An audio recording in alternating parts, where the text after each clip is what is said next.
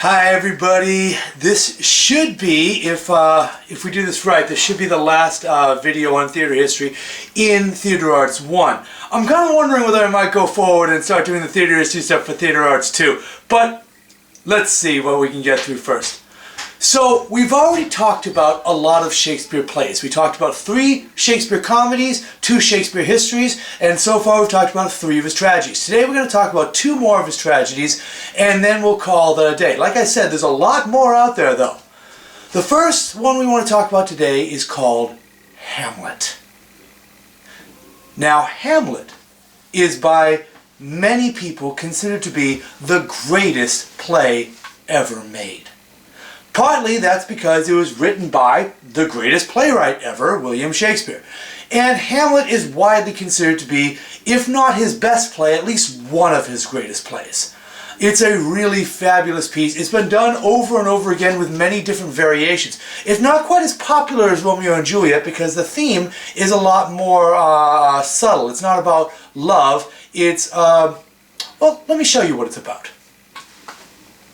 So this is the story of Hamlet. Hamlet is a prince. He's a prince of the country of Denmark. He's away at university and he's called back because, terrible news, his father has died. So he's come back for his funeral. And when he comes back for the funeral, he learns there's other information he didn't know about. First of all, his mother, who should still be in mourning, has gone ahead and fallen in love and is about to get married to another guy. Now this guy is actually his father's brother. It's his uncle, Claudius. Now that's a little weird to us. It's not quite as weird as you think because these guys are nobility. It means that they would keep the kingdom in the same family. So it's not quite as weird to us as it would be for them. But it's certainly weird for Hamlet. Hamlet feels very strange about this. He feels like his father only just died and suddenly his mom is getting remarried to another guy, and it's a guy he's never liked. But he can't do a whole lot about it. As any of you have had step-parents or whatever, you might realize that, sometimes you don't have any choice in the matter. Your mom falls in love with somebody and, you kind of just have to deal with it. And so he's kind of trying to deal with it. And Hamlet's the kind of guy that is very sad. He's just very emo, we would say. He gets very depressed very easily and stuff like that. And so he's like, oh, woe is me. Oh, what a terrible life I'm living. He's that kind of guy. But he's kind of just trying to make do. His dad's dead. His mom has married a guy that he doesn't like. What can he do about it? But then something comes up that means that he can't just ignore it. You see, he's got a friend. He's got his friend Horatio. And Horatio comes to him and says, I'm sorry to hear about your dad's death. He says, yes, I'll never see the like of him again. I think I saw him yesterday night. What are you talking about? I think I saw your father. And it turns out Horatio has seen a ghost. He takes Hamlet to the position so that he can see it, and sure enough, there comes the ghost of his dead father. And his father says to him, Hamlet, I didn't just die, I was murdered. And the man who killed me is right now sitting on my throne and sleeping with my wife. My brother murdered me. And you, Hamlet, must get revenge. This is what Hamlet is about. It's a revenge story. Now, what's interesting about it, though, there's lots of revenge stories out there. What makes Hamlet different is this character of Hamlet. See, if Hamlet had been like a lot of people in revenge stories and just said, oh, really? Well, die, Claudius! Ugh! Then the play would be over very quickly, but that's not what Hamlet's like. Hamlet is a thinker. And he starts thinking, oh, woe is me, what shall I do? Should I do this? Maybe I won't do that. Maybe I should do that. I don't know. He keeps on trying to figure out what the perfect thing to do is. And one thing he's trying to figure out is, wait, how do I know that's really the ghost of my father? What if that's the devil who's appearing to me in a form that I like to try to damn my soul? No, I gotta make sure about this. Now, he actually doesn't doubt this, what the ghost has said, but he's kind of trying to find a reason to delay, to try to make sure everything is perfect first. And so he dickers and he figures out and he does different things to try to figure things out. He acts crazy for a while, and his father's advisor thinks, oh, he's crazy for love of my daughter. That's what he's crazy about. And he's, oh, well, let's do something about that. And they're all trying to figure out what's wrong with Hamlet. And Hamlet is just kind of wasting time. And throughout the whole thing, he has a lot of speeches about death, and speeches about human beings and stuff like that. I mean, whether it's better to be alive or to be dead. If you ever heard the speech, to be or not to be, that is the question. That's from Hamlet. And Hamlet is asking, is it better to be alive or is it better to be dead? Eventually he finds out in a way that he can't deny, okay, yes, he definitely killed my father. Now I need to get revenge. And he goes, he takes his sword, he's going to go and stab him. And this guy, when he finds him, is kneeling down in the chapel and he's praying. He's like, he's alone, he's got his back turned to me, I can stab him, no problem. No, wait a minute. If I kill him now, he's praying he'll go to heaven. No, I can't do that. I need to wait until he's doing something bad. And so he doesn't take the best opportunity he could to kill him. Instead, he goes away. Now, what happens is that, well, the king isn't a fool, and he finds out that Hamlet knows what he did. And so he starts preparing a way to take him down. I'm summarizing this, by the way. A lot more stuff happens. But eventually, at the end, he has given him poison, and he's poisoned and stuff like that, and so he's going to die. And then finally, he goes ahead and kills the king. But before he can get to that, lots of other people die. Hamlet's girlfriend dies. Hamlet's girlfriend's father dies. Hamlet's girlfriend's brother dies. Hamlet's mother dies. A couple of Hamlet's friends die. Basically, everyone in the play, except Horatio, he lives, everyone else in the play dies. And then at the end, after he's finally killed the king, he's poisoned, he's dying. And Horatio's like, oh, I'm not living through this. And he says he's going to stab himself too. He says, no, please, you've got to live. Otherwise, no one will know what any of this is about. I know that life is terrible. But you need to suffer more in this life just long enough to tell my story. And then Hamlet dies, leaving Horatio alone to tell the story. And that's basically the story of Hamlet. I'm only giving you the bare bones story. It is a brilliant play, and a lot of the brilliance comes from Hamlet's speeches. Hamlet has more lines than any other character in any other Shakespeare play.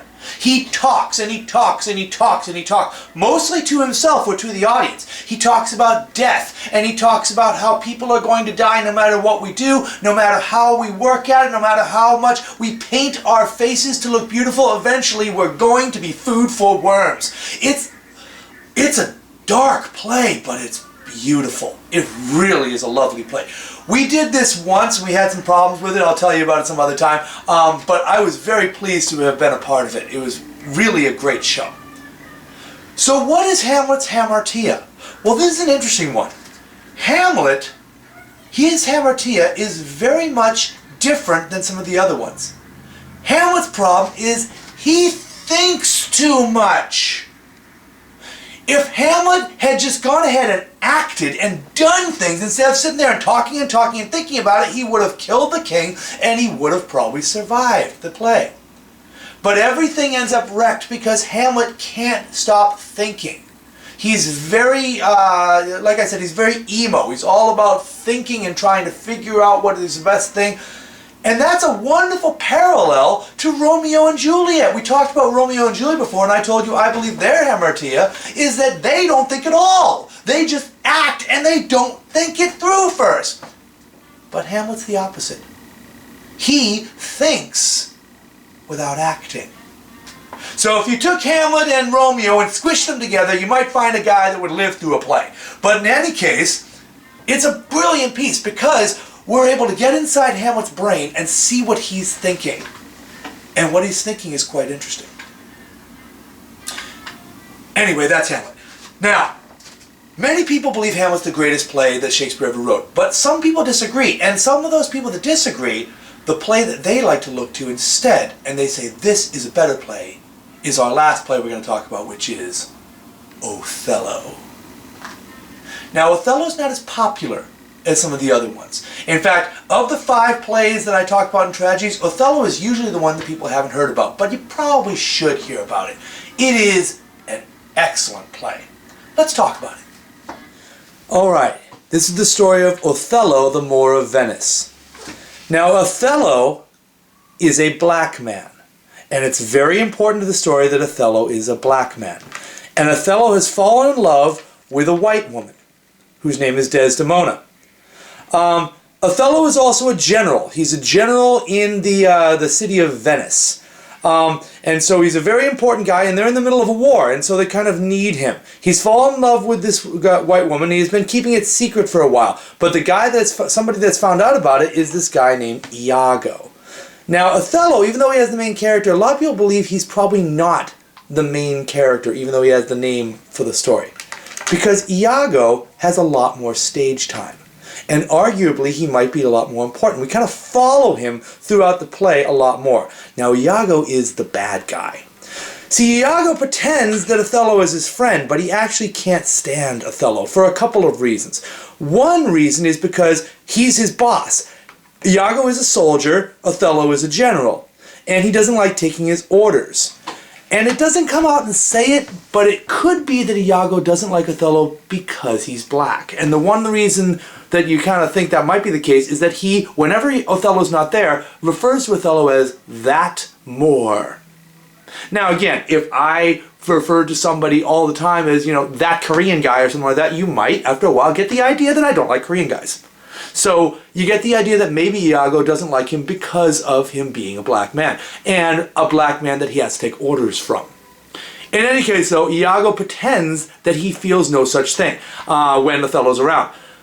The play starts with Iago kind of hiding his face and calling up to a doorway and saying, hey, you, Desdemona's father. He's like, whoa, what are you calling me for? He takes his head out the window. He's like, do you know that your daughter has eloped and run off with the Moor, Othello? He's like, what are you talking about? Like, it's true, you better go find out. You better do something about it. And so Desdemona's father now knows about them running off together, and so he says, I'm going to do something about it. And he calls Othello in, basically to court, in front of the village elders, the people that are in charge of the city of Venice. And the father of Desdemona says, he has done something terrible. He's done some kind of terrible, Moorish magic or something to make my daughter fall in love with him. Because obviously, by nature, she never would fall in love with somebody that was a different color than her.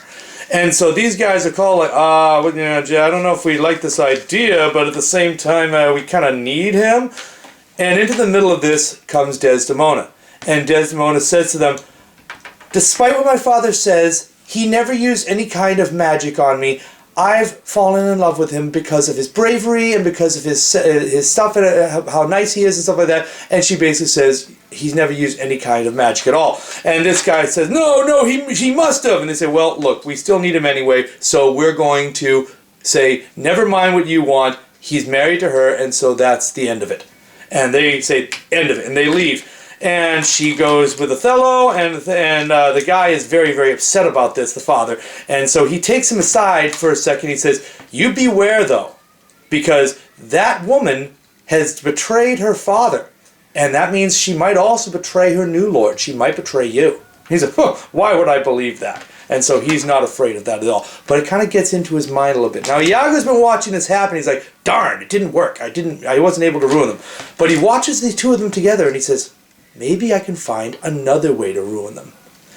And so, for the rest of the play, Iago and Othello and all of the soldiers have gone off to this island as part of their war. And he's taken his new bride with him.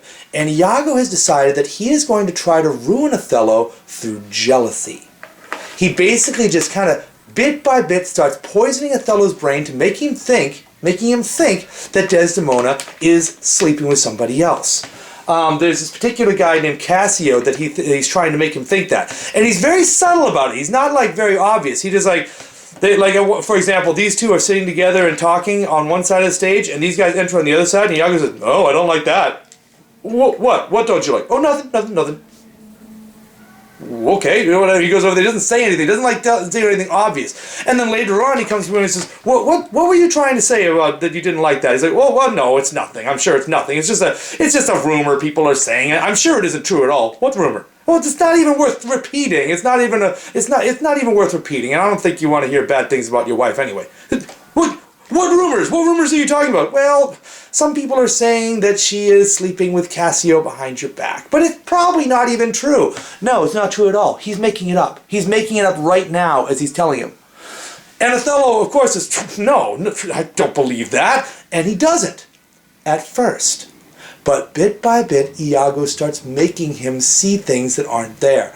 Such that by the middle of the play, Othello is basically certain that Desdemona is cheating on him. Now, one reason is because people have been telling him all this time that it's only natural for this white woman to want to be with a white man. And so Othello starts believing that it must be true. So much so that eventually he's coming to Iago and says, how should I kill them? I've got to kill them for betraying me like this. How should I do it? He says, oh, well, I've got an idea, But Iago, bit by bit, leads him there. He doesn't make it obvious. He just tries to make it until so much that Othello finally, when he finally does confront her about it, you're cheating on me, aren't you? He's like, no, of course, I'd never be cheating on you. Oh, yeah, that's just what you would say. But of course, once you're very jealous, anything the person you're jealous about says, you believe is evidence that they're not being truthful. And so he doesn't believe her.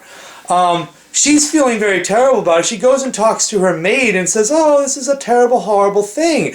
And the maid doesn't know why Othello feels that way, but she actually is partly her fault. You see, she knows Iago, and Iago asked her to get this little handkerchief that her mistress had, and he gave it to him, and he put it in Cassio's pocket, and that's one of the reasons why Othello thinks that he must have done something.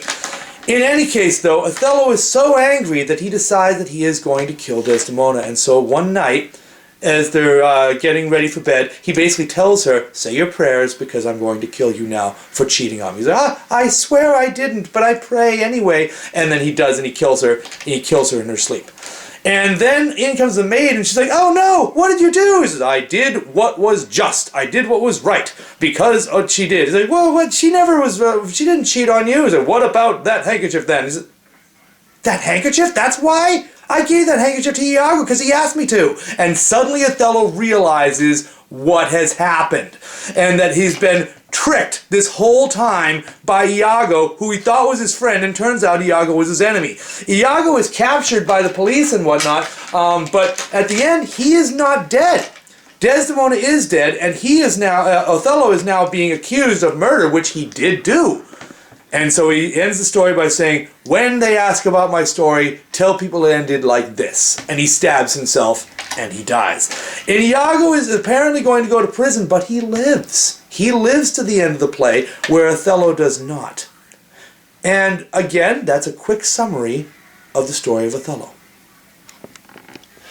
So what is Othello's hamartia? Well, the obvious one, of course, is jealousy.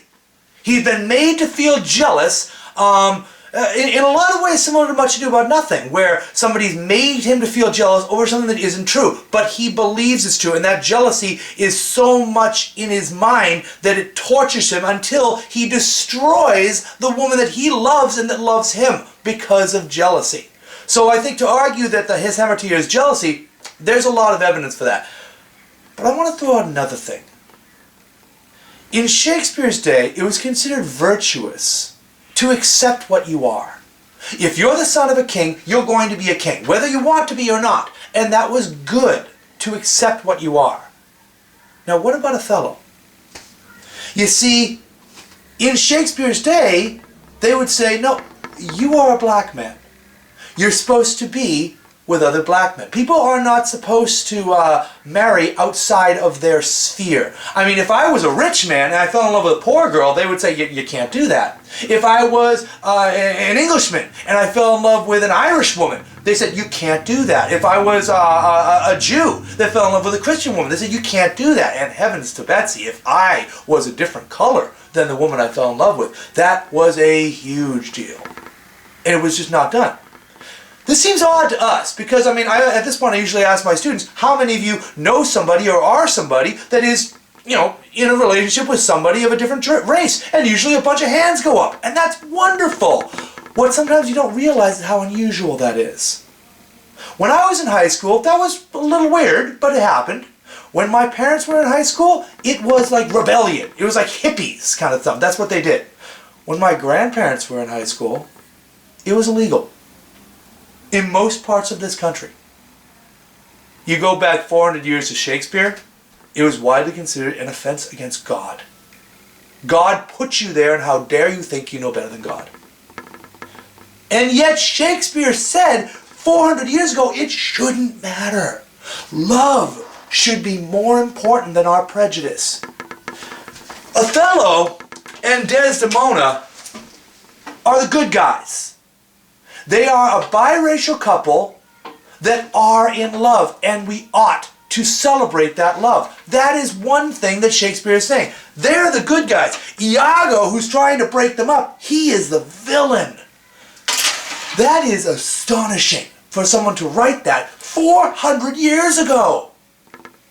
And Othello has been performed for those 400 years in lots of places that would never allow that. It was performed in places like the Confederate South and stuff like this, just because it's that good of a play. Oh, never with a black man and a white woman as the two actors involved. In fact, that picture that's on the PowerPoint, that is of a film version in the 90s. That is the first film version of Othello where the races are set up correctly. Every other one before that either had a white man in black makeup, or go ahead and just have a white man and a white woman. They kind of ignore it.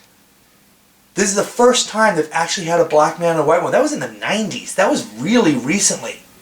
So why did it take that long? Well, bluntly, because it would have been very dangerous for a black actor to be kissing a white woman on stage. They could be lynched. They could get in great big trouble. Never mind that the play itself says that it shouldn't matter. That a black man loving a white woman should be celebrated and allowed to have their love survive. So this is a brilliant thing that Shakespeare did 400 years ago, writing this play saying that it shouldn't matter and love should transcend race. Anyway, that's Othello. And that brings us to the end of the plays that we were going to talk about William Shakespeare. So at this point, you guys should be ready to be able to, well, take a test if we had the chance to do that. I'm going to include, when I send the Jupiter message out to you guys, alerting you about this, I'm going to include also a paper that you guys can do where you can be able to write a scene from a play that we talked about. Again, that's original. You don't need to go and look it up or anything like that. Just any of the plays that we talked about that struck you as interesting, if you want to write a scene from that, that would be really cool. And that'll allow you to be able to do some creative writing for this. In the meantime, if you look in the descriptions down below, I'm going to give you guys some connections to some Hamlet stuff, some Othello stuff that you might have seen in other places, especially Hamlet. There's a lot more out there for Hamlet. So check out that stuff if you want to know more about these things. And it's been a pleasure teaching you about theater history. I'll have more to teach you a little later, I'm sure.